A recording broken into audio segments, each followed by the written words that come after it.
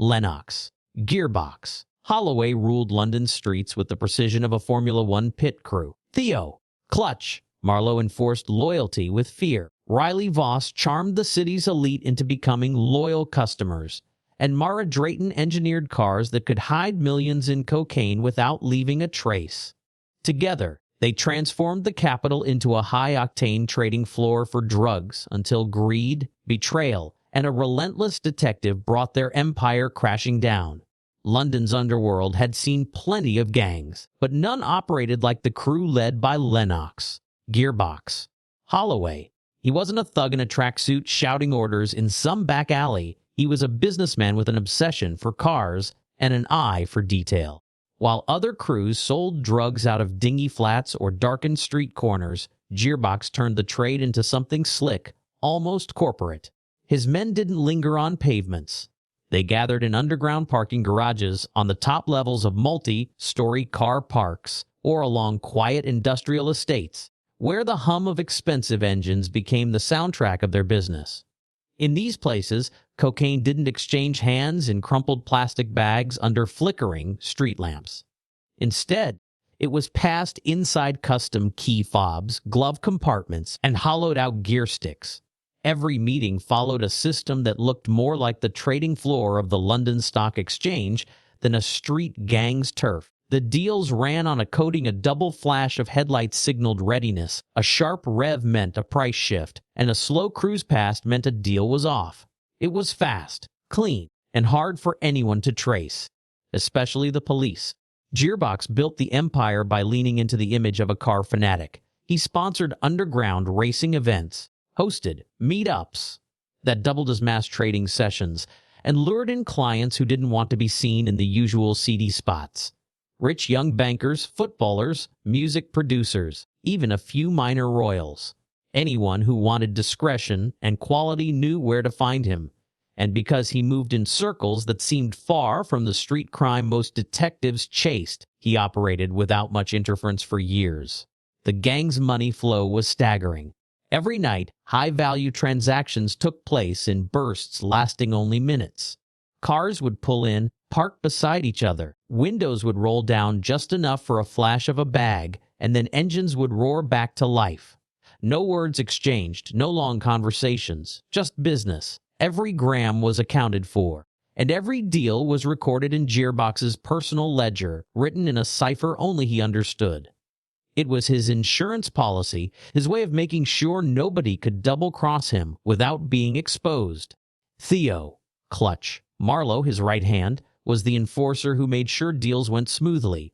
Tall, broad-shouldered, and quick to explode, Theo's presence alone kept rival gangs away. If someone missed a payment or tried to shortchange the crew, Theo would pay them a visit. Word spread fast about what happened to those who crossed him. Broken fingers, burnt-out cars, and in one case, a missing driver who was never seen again.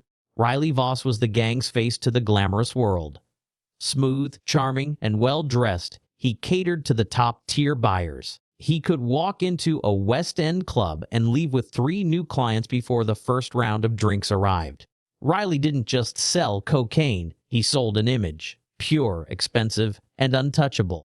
His customers were happy to pay double the street price for the illusion of safety and class. Then there was Mara Drayton, the gang's logistics genius. She ran a small garage on the outskirts of the city, where she modified cars to hide astonishing amounts of product. From fuel tanks to suspension frames, she turned every vehicle into a moving vault.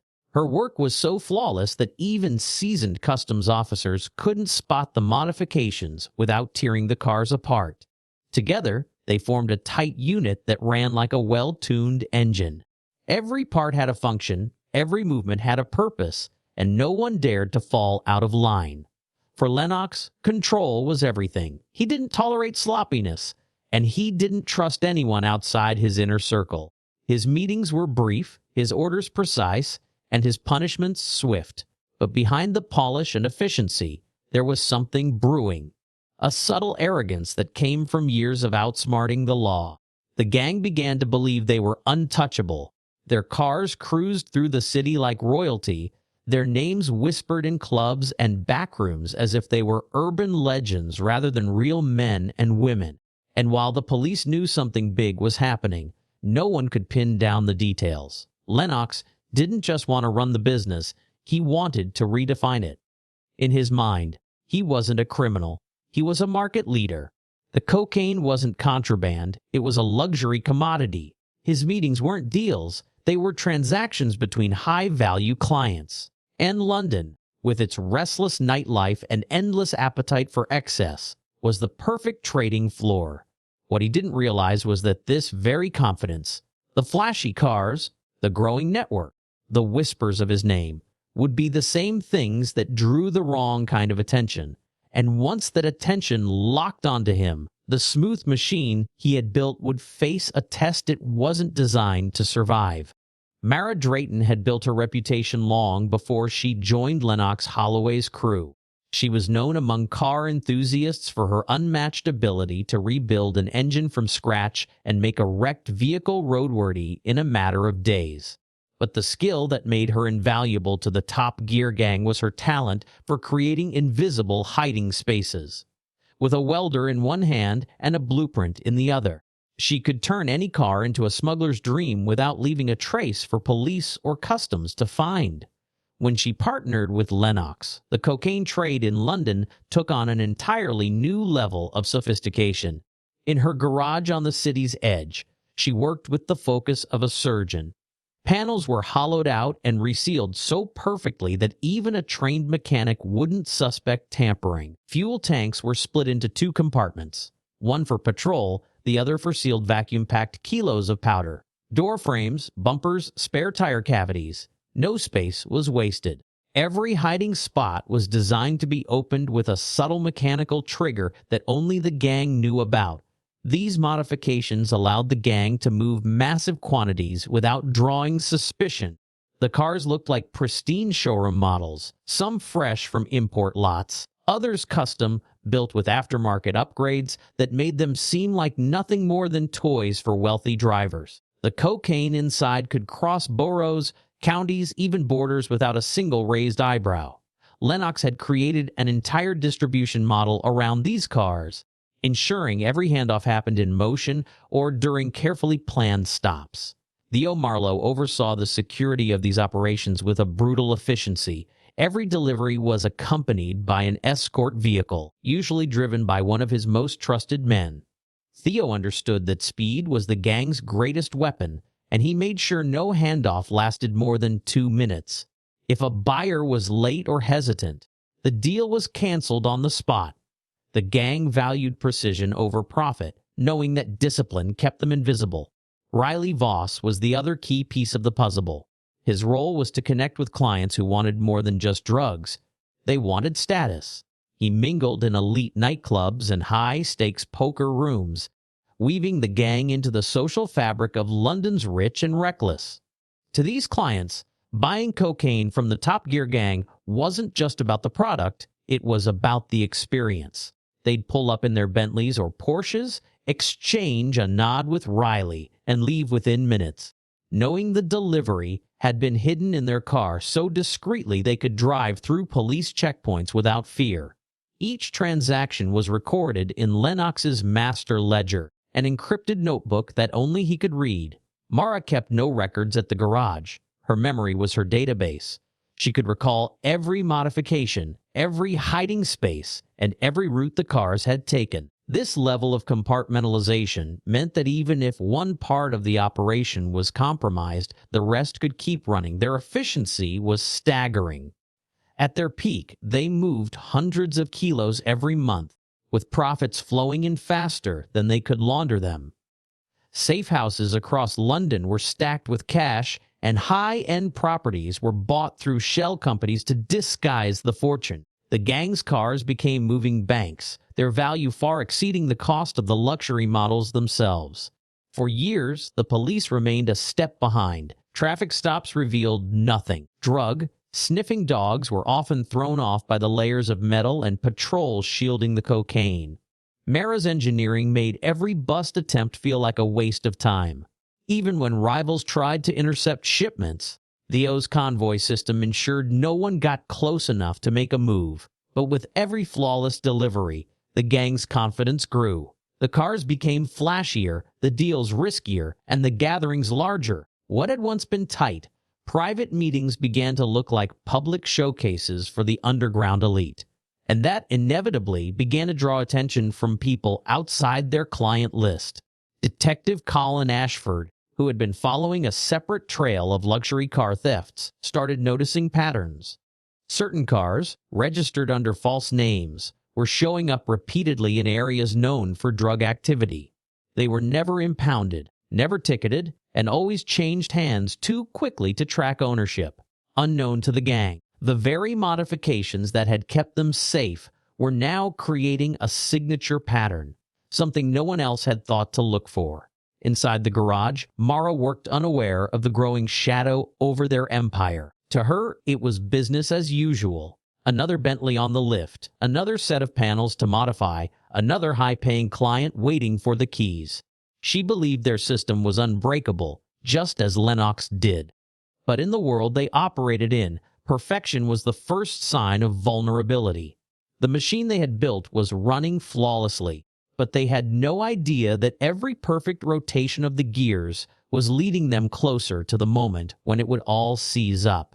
Detective Colin Ashford had been on the force long enough to know that big criminal operations rarely revealed themselves all at once. They left breadcrumbs, small, almost invisible details that most people ignored. For months, he'd been tracking a string of luxury car thefts across London. The thefts were odd, not because of the cars stolen, but because of what happened afterward. Normally, stolen cars vanished into chop shops or were shipped overseas. These ones reappeared on the streets within weeks, fitted with fresh plates and new registration papers that somehow passed through the system without issue. At first, Ashford suspected a high-end car cloning ring, but the more he dug, the stranger it became.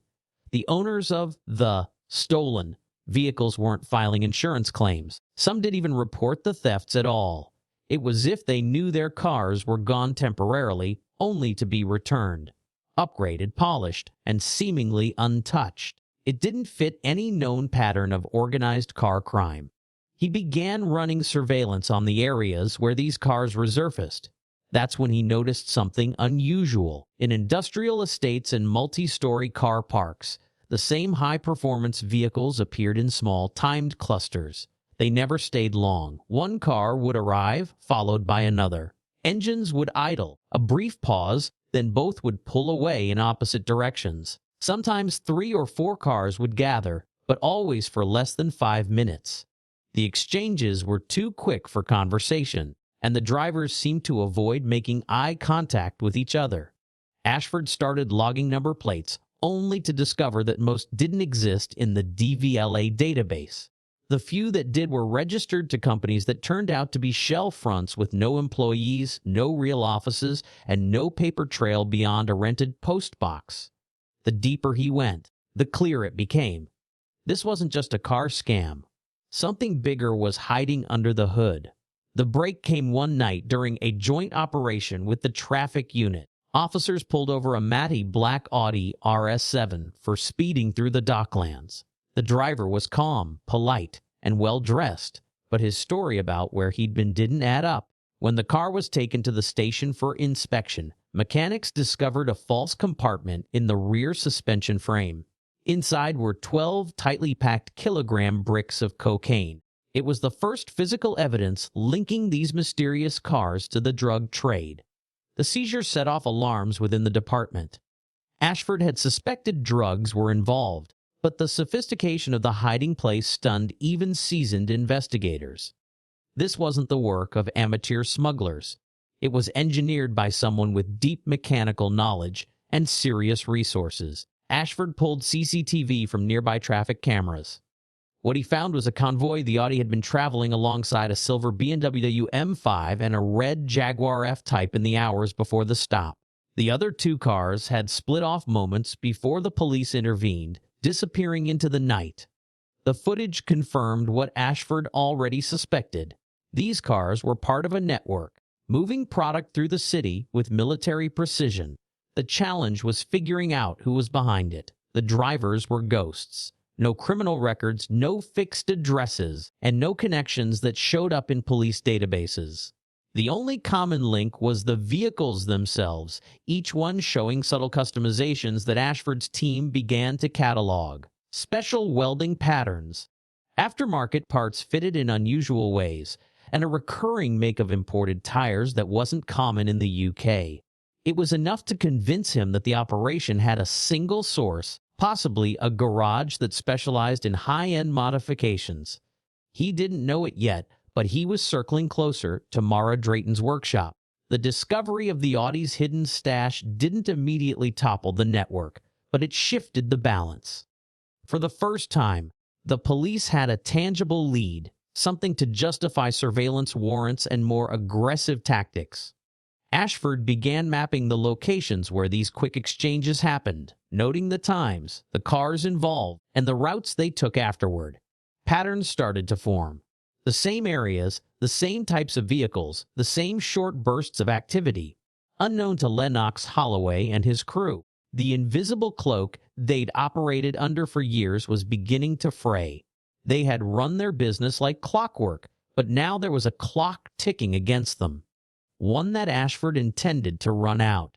The game had shifted, and the gang didn't even know they were being hunted. Riley Voss had always seen himself as more than just a cog in Lennox Holloway's machine. While he played his part, schmoozing wealthy clients, smoothing over deals, and adding glamour to the gang's operations, he also quietly kept track of how much money passed through his hands compared to how much he actually saw. Over time, resentment began to build. Lennox ran the operation with strict control, ensuring everyone was paid well enough to stay loyal, but never enough to feel independent. Riley hated that feeling of being replaceable, a polished accessory to a business that would survive without him. The opportunity for change during a chance meeting in the VIP lounge of a private members club. A man from a rival crew, known only as Cade, approached Riley with an offer. The rival gang wanted access to the Top Gear gang's supply routes Riley knew better than anyone. In return, they promised him a cut far larger than anything Lennox would ever give. The risk was enormous, but the lure of that kind of money, and the chance to dethrone Lennox, was too tempting to ignore. Riley began feeding Cade small pieces of information, nothing direct at first. Just timings, car models, and vague descriptions of meeting points. He told himself it wasn't betrayal yet, only testing the waters. But each exchange pushed him deeper, and soon he was providing details about major shipments, specific drop locations, and even which cars contained the largest payloads. The turning point came when he revealed the schedule for a delivery worth over $2 million in product. The shipment was being stored in one of Mara Drayton's secured garages before transport. Riley assured the rival gang that security would be light, banking on Theo Marlowe's attention being elsewhere that night. The rival crew moved in quickly, bypassing the locks and stripping the garage clean. By the time Mara returned the next morning, the space was empty. Every kilo gone without a trace. When news of the theft reached Lennox, the calm, calculated leader began to show cracks. Losing that amount of product wasn't just a financial hit, it was a sign of weakness. The Marlowe took it as a personal insult and immediately assumed a traitor was in their midst. His response was swift and violent. Members of the crew were dragged into empty warehouses for questioning. Cars were searched, phones smashed, and anyone who hesitated to answer was beaten until they did. Riley kept his composure, pretending to be just as outraged as the rest. But inside, he felt a dangerous thrill. For the first time, Lennox wasn't in complete control, and Riley knew the chaos he'd sparked could lead to a power shift in his favor. Still, he underestimated Theo's paranoia. Theo began shadowing Riley more closely, watching his movements, questioning his contacts, and subtly pushing him into situations where a slip of the tongue could betray him. Meanwhile, Detective Colin Ashford was monitoring the fallout from a distance. Through surveillance, he noticed the gang's once fluid operations had slowed. Meetings were canceled, routes changed, and key players seemed agitated. To Ashford, It was the perfect moment to press harder. He increased police presence in known meeting spots and had his team run vehicle checks on every car that matched the gang's profile. Though they didn't score another direct hit, the pressure was building. Lennox, sensing his empire's stability slipping, called for tighter protocols. Mara doubled her efforts at the garage, installing new security systems and reducing the number of people who had access to storage. Theo became more aggressive in the field, scaring off smaller buyers and forcing larger ones to accept stricter terms. The gang was still functioning, but the smooth precision that had kept them invisible was now gone. Every deal felt tense, every move shadowed by suspicion. For Riley, the walls were closing in. The rival gang he had fed information to wanted more. Another big shipment, another window into the Top Gear gang's roots. But giving them that meant risking exposure, and withholding it meant losing their trust. He tried to balance both sides, but neither trusted him completely anymore. He told himself he could play this game until he came out on top, but in truth, the game was playing him. In a world built on speed, precision, and loyalty, one wrong move was all it would take for him to go from an asset to a target. And somewhere out there, both Lennox and Cade were already considering how to make sure Riley's usefulness came to a permanent end. The raid began before sunrise, when London was still heavy with fog and the streets were nearly empty. Detective Colin Ashford had spent weeks building the operation, coordinating with armed response units. Traffic teams and surveillance officers positioned across the city. Every target was marked, every route planned. Dozens of addresses were to be hit at the same time, from Mara Drayton's garage to Lennox Holloway's riverside penthouse. The goal was simply dismantle the Top Gear gang in one decisive strike. The first teams moved in silently, surrounding the luxury flats where key members slept. At Mara's garage, the air was thick with the smell of oil and petrol when officers burst through the reinforced doors. Inside, they found a half-dismantled Bentley with its panels removed, revealing hidden compartments stuffed with vacuum-packed bricks of cocaine. Tools were still on the floor, coffee mugs on the workbench, as if she had stepped away for just a moment. But Mara herself was gone. A single security feed showed her locking up the previous night before driving off in a black Range Rover that hadn't been seen since. Across the city, Theo Marlowe's capture was anything but quiet. His convoy was spotted near the Docklands, and when marked units closed in, he accelerated, leading police on a high-speed chase through empty morning streets. He weaved between lorries and buses, pushing his car to the edge, but the net was too tight. Spikes shredded his tires, and the car skidded into a barricade. Theo emerged swinging, but a swarm of officers forced him to the ground in seconds. In a penthouse overlooking the Thames, Lennox Holloway's arrest was strangely calm. Officers breached the door expecting resistance, only to find him sitting at a glass table, espresso in hand, dressed in a crisp suit. His encrypted ledger sat closed beside him. He didn't argue, didn't shout. He simply set down his cup and held out his wrists as if he'd been expecting them. Ashford, standing in the doorway, knew that expression too well. Lennox wasn't surrendering because he'd been beaten. He was surrendering because he had nothing left to lose. The operation spread to safe houses, where officers uncovered duffel bags stuffed with cash, designer watches, and keys to dozens of high-performance vehicles. Each car was methodically searched, revealing hidden compartments in nearly all of them. The sheer scale of the operation stunned even the most experienced detectives. Millions in drugs and cash moved with an efficiency more fitting for a multinational company than a street gang. One name, however, was missing from every arrest list: Riley Voss. He had slipped away days before the raid, convinced he could outsmart both Lennox and the rival gang he had been feeding information to. His plan was to disappear, taking enough cash to start a new life somewhere far from London. But when his BMW was found abandoned in an industrial estate later that day, the truth emerged. In the boot lay Riley's body, bound and gagged, with clear signs he'd been beaten before being killed. The rival crew he had trusted had silenced him permanently, leaving his corpse as a message to anyone who thought they could play both sides. The arrests and seizures dominated the headlines. The Top Gear Gang became a national talking point, their flashy cars and secret compartments splashed across television screens and newspapers. Politicians praised the operation as a major blow to organized crime, while commentators marveled at how long such a sophisticated network had operated in plain sight.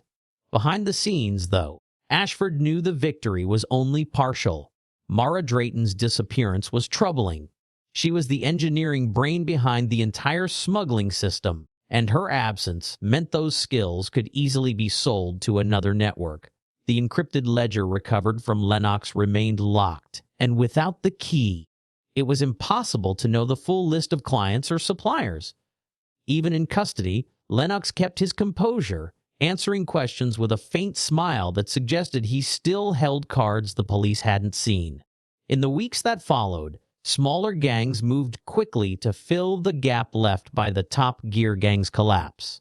There were whispers in certain circles that someone had already taken over parts of their territory, using modified vehicles strikingly similar to Mara's designs. Some said Mara herself was behind it, operating from outside the country. Others believed Lennox had arranged for the business to continue without him, knowing he could reclaim control upon release. For Ashford, it was a reminder that in the world of organized crime, endings were rarely final. The Top Gear Gang was gone, but the demand that had made them powerful still pulsed through London's nightlife. And somewhere, engines were revving again, carrying hidden cargo through the city's streets, waiting for the next empire to rise.